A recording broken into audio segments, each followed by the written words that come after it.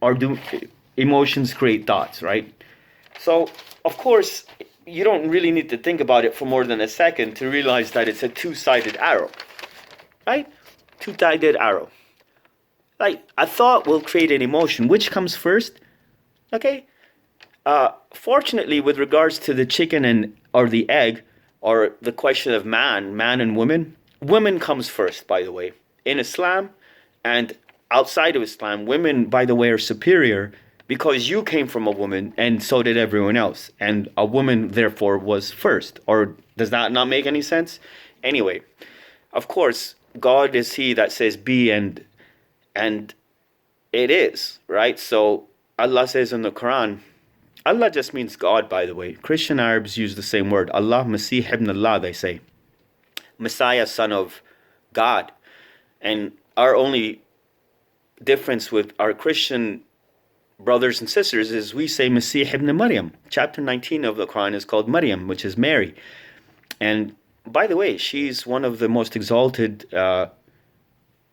ladies in all of creation after after the Lady Fatima.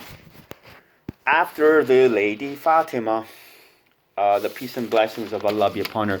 I gotta go. Like, my battery power is down to 5. Listen, read The Power of Now, or go to Amazon, okay, and listen, just get addicted to learning, okay, and just get addicted to experience. That's all you need to do. The rest of it is total shit.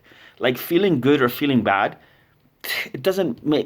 it's total shit. It doesn't mean nothing. Like, your thoughts create emotions, emotions create thoughts, and both of these create your mood.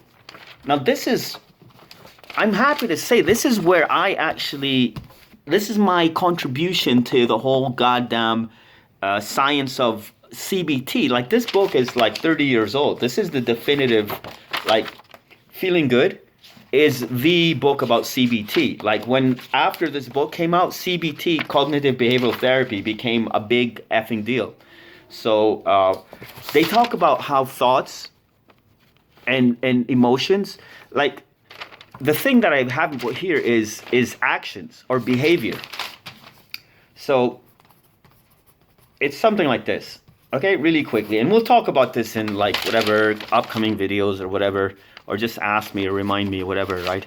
So thought creates emotion, and this cycle of thoughts versus emotions. Like, the problem is we let this thing run on autopilot. This is the problem. And you gotta put a brake on this thing. You gotta go hiking or walking the dog or exercise, something. Put a break in your routine. Anthony Robbins is a big proponent of motion. Emotion, he claims or says, is energy in motion. Like, that's how he defines emotion, energy in motion, whatever. Like, it's a big deal. If you go to an Anthony Robbins seminar, he'll get you to stand up and shout and, like, not like overboard, like some so-called gurus and whatever, like spiritual teachers, like, they'll get you to howl. Like, I've done the same thing, like howling like an animal, this and that. Like, there's a limit to those kinds of activities, I think. But shouting generally, or singing, or running, and just, like, pushing yourself past your comfortable limits of certain things, like, this should be an ongoing practice of yours. Like, you should find areas in your life where you feel challenged, and you must address these areas, like, incrementally. You must keep pushing it until what? Until I don't know what. Like, who knows? You're gonna die one day. You might as well be doing something. So your thoughts create your emotions, create your thoughts. This thing is going on, and all of this affects your actions or your behaviors. This is CBT, that's CBT. My contribution is this little thing here called mood.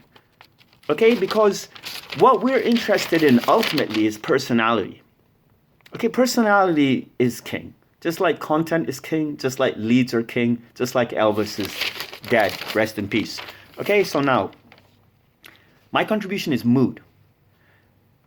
If you think the same thoughts, if you keep thinking the same thoughts and generating the same emotions, let's say you're thinking sad thoughts, you get sad, then you are in a sad mood. And this then, of course, then the mood, like a little virus, it becomes attached to this trifecta.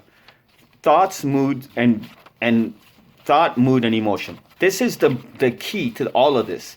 Because your mood, if you think the same thought, like I'm feeling sad and now I've been feeling sad for an hour, it's because I'm thinking sad thoughts for an hour. The real question is, why are you thinking sad thoughts? And unless you stop that, you're not going to stop the rest of it. And unfortunately, it's a cycle because it's self-perpetuating, as you can see, right? So you think sad thoughts, you think them for an hour, then you're in a gloomy mood, and then that fuels more bad thoughts. And this goes on and on.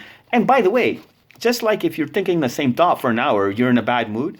If you're in a bad mood for months, this is now your personality. This is the whole thing. And now when it's your, by the way, when it's your personality, this is a whole separate question.